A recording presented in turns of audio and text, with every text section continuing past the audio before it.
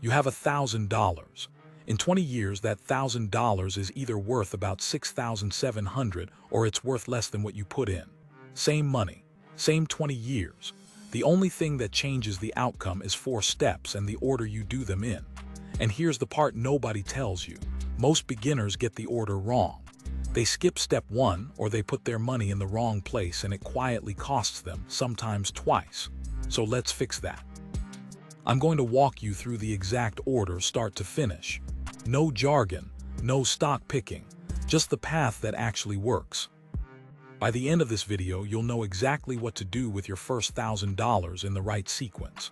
Step 1. The one thing to check before you invest a single dollar. Get this wrong and the whole thing can backfire. Step 2. The single best account to open, the one that can save you thousands in taxes. Step 3. What to actually buy inside it. This is where most people freeze. And step 4. How to set the whole thing up in about 30 minutes, even if you've never done this before. 4 steps, right order. Let's start with the one almost everyone skips. Before you invest anything, you need to answer one honest question. Do you have an emergency fund?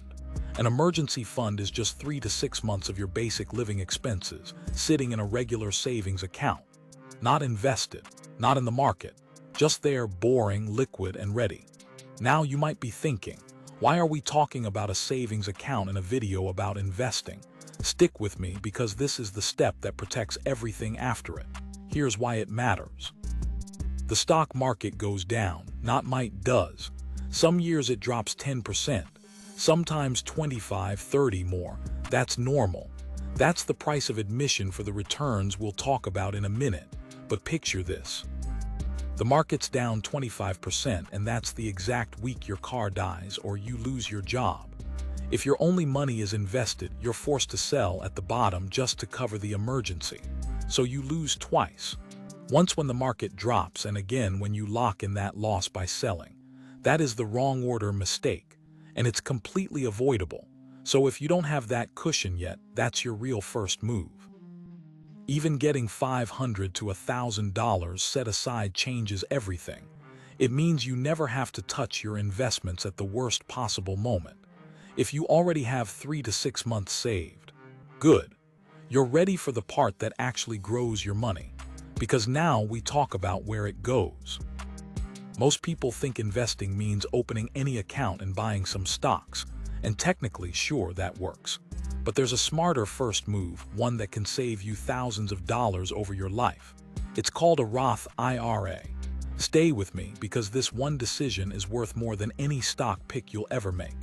Here's the simplest way to understand it. In a normal investment account, when your money grows and you eventually sell, you owe tax on the profit.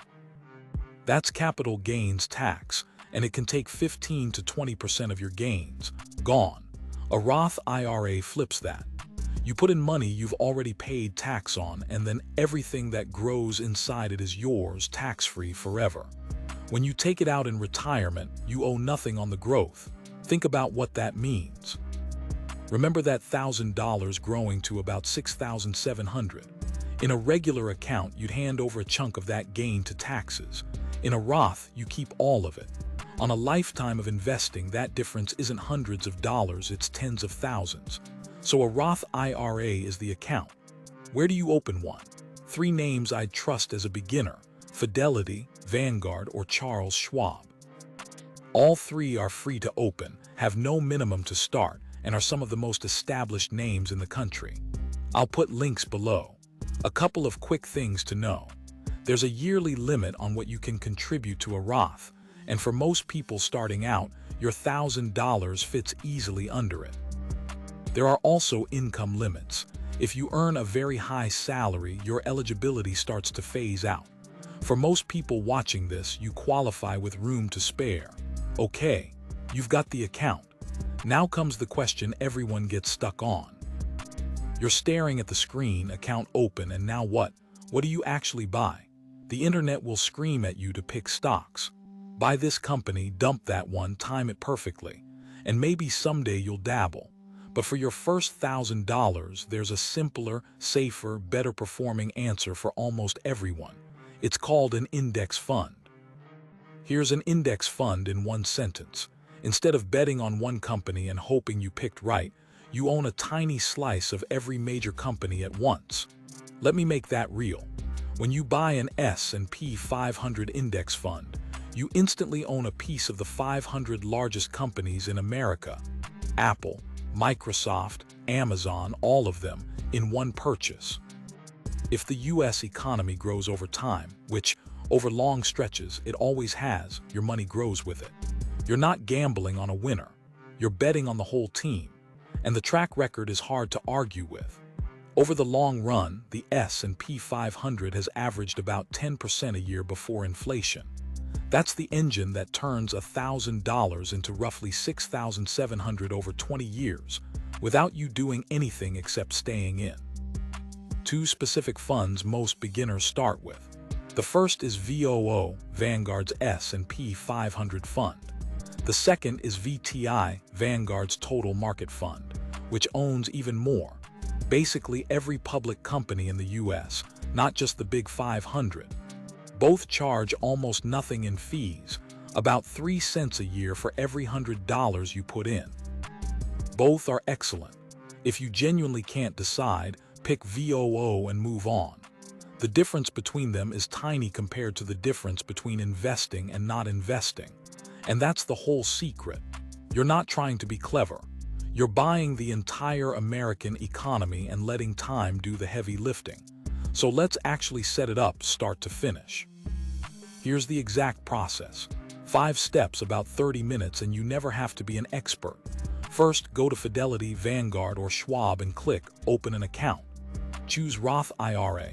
That's the one decision from step 2 and you're just acting on it now. Second, enter your basic info, name, address, social security number. This is normal and required for any investment account. Takes about 10 minutes. Third, link your bank account.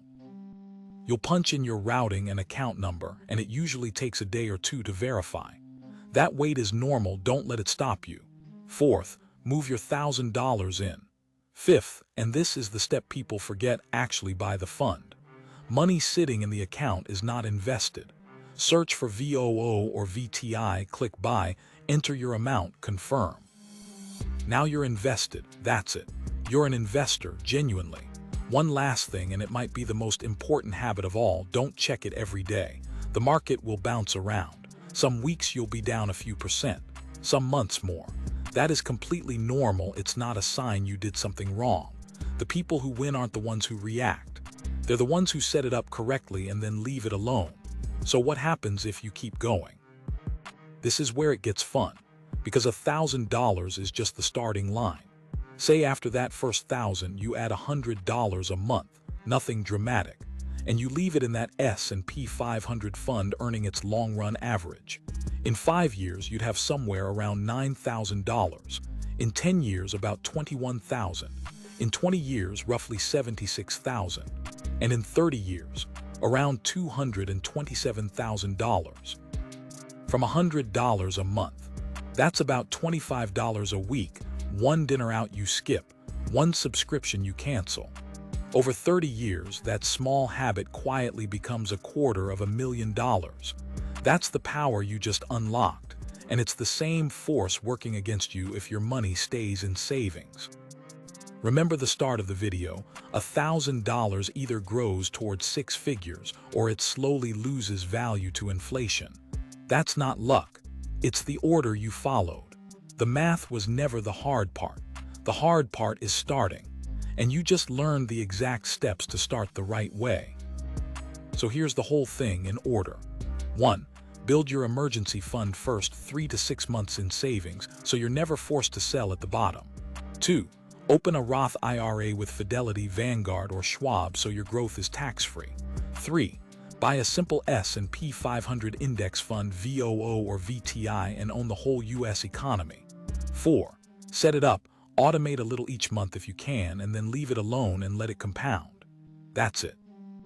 That's the order most people don't figure out until their 40s, and you've got it in your 20s or 30s. Now, the single best account in that list was the Roth IRA, and there's a lot more to it. The limits, the rules, and one mistake people make the day they open one. That's the next video. I'll see you there.